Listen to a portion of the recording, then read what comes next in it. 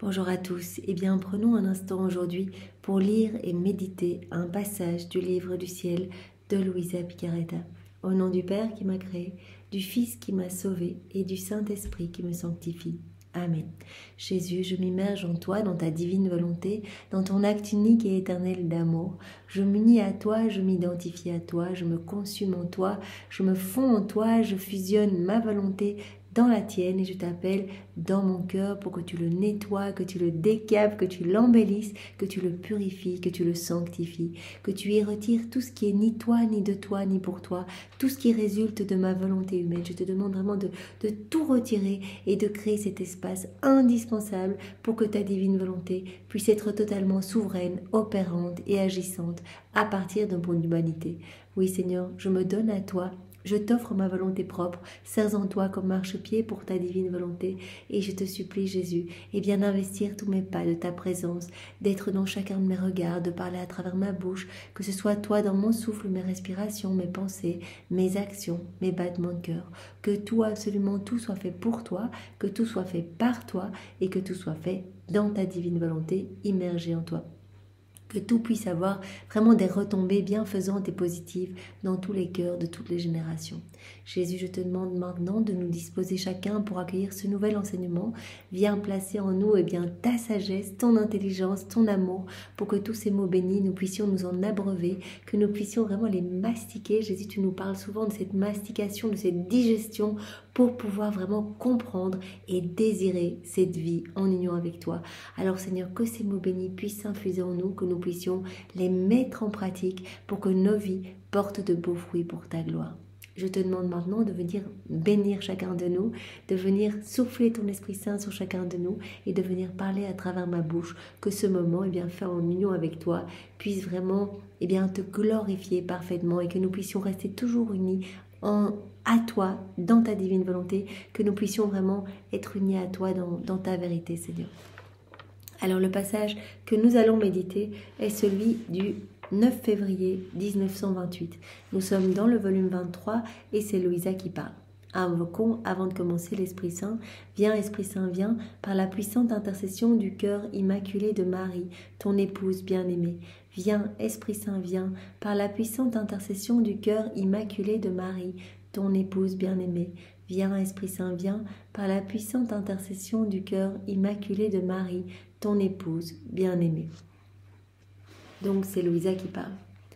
En continuant à suivre les actes accomplis par Jésus dans la divine volonté, alors qu'il était sur terre, il est en train de faire une ronde dans l'œuvre de la rédemption, je suivais la mère et l'enfant dans leur fuite en Égypte. Et je me disais, comme il devait être beau de voir le petit enfant dans les bras de sa divine maman, alors que si petit et portant en lui-même le fiat éternel, il contenait tout le ciel et la terre. Créateur, tout était sorti de lui et tout dépendait de lui. Et la reine souveraine, transfusée en Jésus enfant, en vertu du même fiat qui l'animait, formait le reflet de Jésus, son écho, sa vie même. Donc elle est en train de suivre la Sainte Famille qui fuit en Égypte et elle se dit mais comme cela devait être beau de voir Marie portant Jésus, Jésus source de lumière, Marie possédant cette même source de lumière puisqu'elle était totalement dans la divine volonté, elle était comme l'écho, le miroir de Jésus, comme cela devait être beau et tous les gens sur leur passage devaient être émerveillés et pourtant personne ne s'est retourné et personne n'a pu voir toute cette beauté ruisselante. Combien de beautés cachées il possédait, combien de variétés de ciel plus beaux que ce que l'on voit à notre horizon, combien de soleils plus éclatants il contenait, et pourtant personne n'a rien vu. On ne pouvait voir que 3 pauvres fugitifs. Jésus, mon amour, je veux suivre pas à pas ma céleste mère sur son chemin. Je veux animer les brins d'herbe, les atomes de terre, et vous faire sentir sous vos pieds mon je vous aime. Donc c'est très beau, elle nous montre quel genre de ronde elle fait. Donc elle place ses je t'aime, je t'adore, je te loue, je te bénis, sur chaque petite poussière qui a effleuré les chaussures de Marie, celle de Saint Joseph, partout dans les feuilles, dans chaque rayon de soleil, dans chaque brise de vent, elle place son amour pour Jésus, elle place vraiment son adoration pour Jésus, elle demande vraiment que vienne s'établir le royaume de la divine volonté. Et elle veut placer bien sûr son amour aussi pour la Vierge Marie, pour Saint Joseph. Je veux animer toute la lumière du soleil qui éclaire votre visage pour qu'elle vous apporte mon je vous aime. Tous les souffles du vent, toutes ces caresses pour vous dire je vous aime. C'est moi qui dans votre fiat vous apporte la chaleur du soleil pour vous réchauffer, les souffles du vent pour vous caresser, son murmure pour vous parler et vous dire cher petit enfant, fais connaître à tous ta divine volonté, fais-la sortir de ta petite humanité, afin qu'elle règne et forme son royaume parmi les créatures. Donc vraiment, Jésus nous montre à travers voilà, tous ces exemples, comment Louisa faisait ses rondes, c'est Jésus qui lui a enseigné comment faire. Eh bien, nous devons nous servir absolument de tout pour demander que vienne s'établir ici-bas le royaume de la divine volonté. Nous pouvons très bien, prendre les larmes de Marie, toutes ses souffrances, les souffrances de Saint Joseph, les souffrances de Jésus, les offrir au Père éternel, vraiment par les mains immaculées de Marie et par le divin cœur de Jésus, pour que soit nettoyé de nos cœurs tout ce qui résulte de nos volontés propres et que vienne s'établir sur la terre le royaume de la divine volonté. Nous pouvons offrir ces larmes pendant ces 7 années en Égypte où vraiment cette sainte famille a vécu comme s'ils étaient étrangers en fait. Et donc vraiment Joseph a dû tout recommencer, trouver un travail, etc. Donc on peut offrir toutes ces souffrances à ce moment-là. Également les souffrances lors du retour avec tous les pièges d'Archélaüs. On peut offrir ces souffrances vraiment pour que nos cœurs soient décapés et que vienne sur la terre le royaume du divin fiat. On peut offrir leur joie dans ces différents moments. Joie à l'aller, donc quand ils étaient en fuite vers l'Égypte, de voir que sur le passage de Jésus, toutes les idoles tombaient. Et puis ces joies d'être ensemble, c'est vraiment de pouvoir être à trois, même en Égypte, même sans rien, même dans une condition très difficile, d'être vraiment dans cette intimité, vraiment d'être à eux trois. On peut offrir cette joie également au Père. On peut offrir la joie quand ils sont revenus, qu'ils ont pu se réinstaller à Nazareth. On peut offrir cette joie pour que toutes les familles, que tous les hommes de tous les temps, que tous les enfants, que toutes les créatures puissent revenir à leur Créateur, que toutes puissent découvrir la joie de s'unir à Jésus, de vivre dans sa divine volonté. Donc vraiment, on peut se servir de tout pour demander le royaume, pour vraiment demander que les âmes puissent accueillir ce don de la divine volonté. Donc elle parle à Jésus. Cher petit enfant, fais connaître à tous ta divine volonté, fais-la sortir de ta petite humanité, afin qu'elle règne et forme son royaume parmi les créatures. Mais mon esprit se perdait en Jésus, et ce serait trop long si je voulais tout dire. Et Jésus, mon seul bien, se manifesta en moi et me dit « Ma fille, ma maman et moi, nous étions comme 2 enfants jumeaux, car nous n'avions qu'une seule volonté, qui nous donnait la vie. » Bien sûr, Marie, totalement unie à Jésus. D'ailleurs, Jésus le dit souvent, ma maman et moi, mon inséparable maman et moi, on ne forme qu'un maillon unique. Nos 2 cœurs étaient imbriqués l'un dans l'autre. Et ici, Jésus dit, ma maman et moi, nous étions comme des jumeaux, parce que nous n'avions qu'une seule volonté, la même, la divine volonté, qui vraiment nous donnait la vie. Le divin fiat mettait nos actes en commun, de telle sorte que le fils était le reflet de sa maman, et la maman le reflet de son fils. Le royaume de la divine volonté avait ainsi toute sa force et régnait parfaitement sur nous. Dans notre fuite en Égypte, nous faisions traverser ces régions par la divine volonté et nous ressentions sa grande peine de ne pas régner dans les créatures. Donc vraiment, lors de cette fuite, Jésus et Marie ont ressenti la peine de voir les âmes totalement tournées vers elles-mêmes, vraiment des peuples entiers idolâtres, etc. Et en regardant les siècles, nous avons ressenti la grande joie de son royaume. Donc, à travers toutes ces personnes qui ne croyaient pas, les personnes idolâtres, etc., Jésus et Marie ont vu toutes les générations qu'elles allaient vivre dans leur volonté propre. Mais ils ont eu aussi la joie de voir toutes les âmes qui allaient revenir à ce pourquoi elles ont été créées, qui allaient revenir à cette place d'enfants de lumière. Et ils ont pu voir le royaume de la divine volonté s'établir ici-bas. Ils ont pu voir des âmes découvrir les écrits du ciel, faire des actes dans la divine volonté et laisser la lumière vraiment de Dieu émaner à travers leur humanité, laisser la divine volonté totalement souveraine en eux. Et en regardant les siècles, nous avons ressenti la grande joie de son royaume qui allait se former parmi elles. Oh, que tes refrains répétés dans le vent, le soleil, l'eau et sous nos pieds. Je vous aime, que votre règne arrive. Nous parvenait avec joie sur les ailes de notre fiat. Donc voilà, Louisa, tout ce qu'elle fait, dans la divine volonté, toutes ces rondes, eh bien, il n'y a pas de temps, il n'y a pas de passé, il n'y a pas de futur, c'est l'éternel présent. Donc tout ce que Jésus et Marie eh bien, on fait, c'est toujours en acte de se donner. Donc Jésus dit ici à Louisa, tu étais avec nous et nous recevons continuellement en fait, eh bien, ces je t'aime, ces actes d'adoration, de louange, de bénédiction. Et toutes les âmes vivant dans la divine volonté étaient avec nous aussi sur le bord du chemin. Eh bien, vraiment, elles venaient nous prendre dans les bras, elles plaçaient leurs actes d'adoration sous nos pieds, dans la brise du vent, dans les chants des oiseaux, etc. C'est notre propre écho que nous entendions en toi. Nous ne voulions rien d'autre que voir la divine volonté régner et faire la conquête de tous. Et depuis ce temps, nous aimions notre petit enfant, qui ne voulait et ne demandait pas autre chose que ce que nous voulions. Je continuais à penser à tout ce que mon doux Jésus avait fait lorsqu'il était sur la terre. Et il ajouta, « Ma fille, lorsque je suis venue sur la terre, j'ai regardé tous les âges, passés, présents et futurs, pour réunir dans mon humanité tout ce qui pouvait être fait de bien et de bon par toutes les générations. » Donc Jésus a regardé à travers toutes les générations, il a repris tous les actes bons, tout ce qui pouvait être vraiment bien, tout ce qui pouvait vraiment être bon. Il a repris tout cela pour y mettre le sceau et la confirmation du bien. Je n'ai rien détruit de ce qui était bon.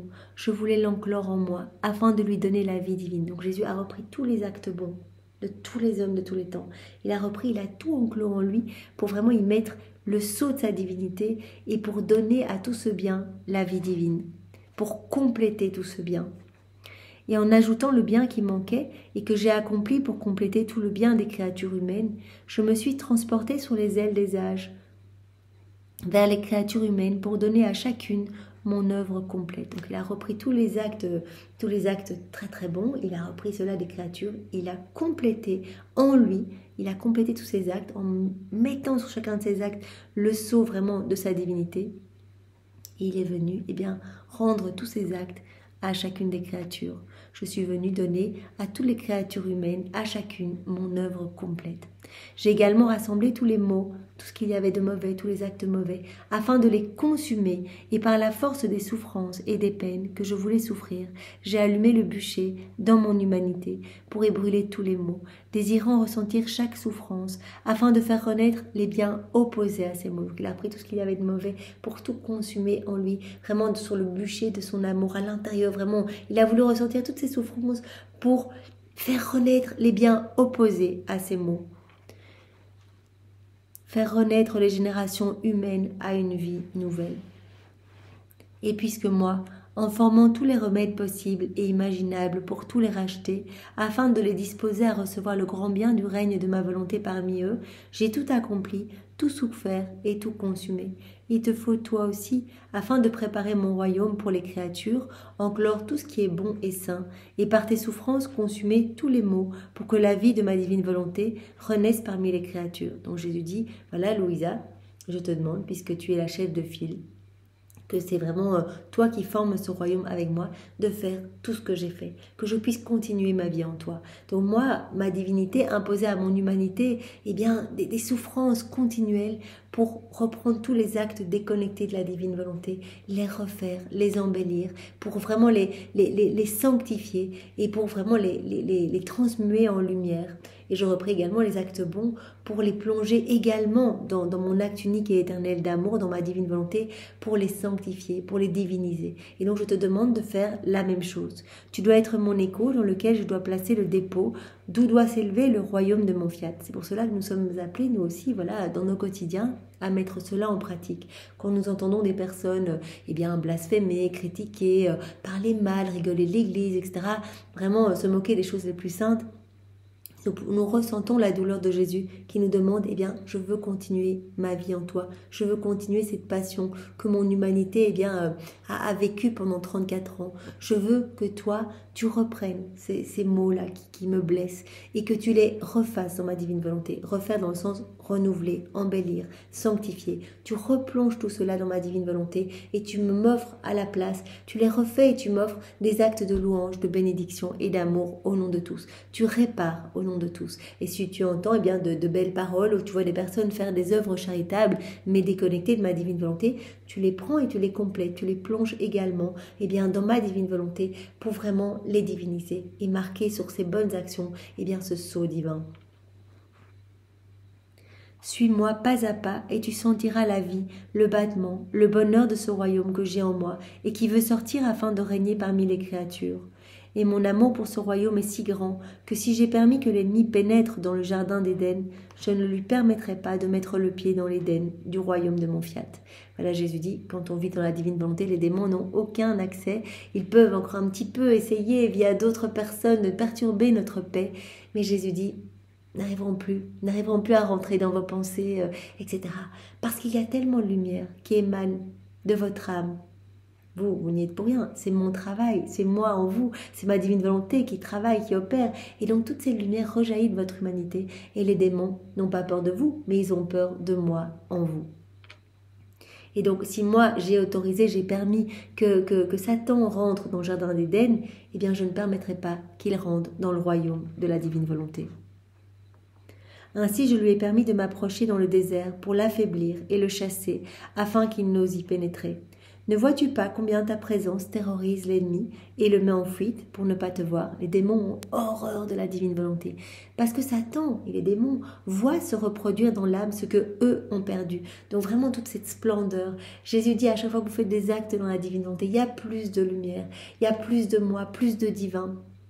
Vraiment, cette lumière irradie tout et éclipse les ténèbres. Et donc, à chaque fois que vous agissez dans la divine volonté, mon royaume descend un peu plus rapidement sur la terre. Ses frontières s'élargissent non seulement dans votre âme, parce que je dilate votre cœur pour vous donner plus, pour que vous rentriez en possession de tout, mais aussi les frontières du royaume eh bien, s'élargissent. Et donc, il y a de plus en plus d'âmes qui sont touchées. On fait des actes dans la divine volonté, des âmes découvrent les écrits du ciel. On fait des actes dans la divine volonté, certaines âmes se repentent et retournent à l'église, vont se confesser.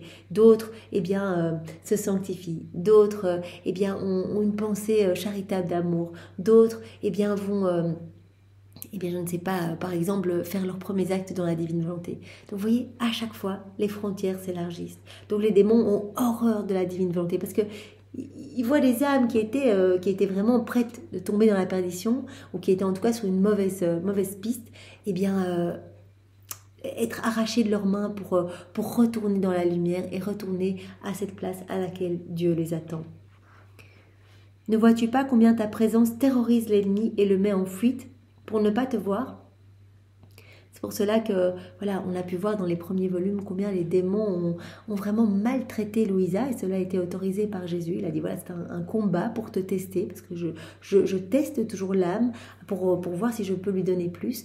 Et donc, pendant 3 ans, elle a été vraiment cruellement attaquée, mais vraiment avec des pensées même de suicide, etc. Quand elle passait devant un puits, elle avait envie de... Voilà, ça n'allait pas du tout, elle était vraiment très attaquée. Et puis petit à petit, Jésus lui a dit, écoute, tu dois les ignorer en fait.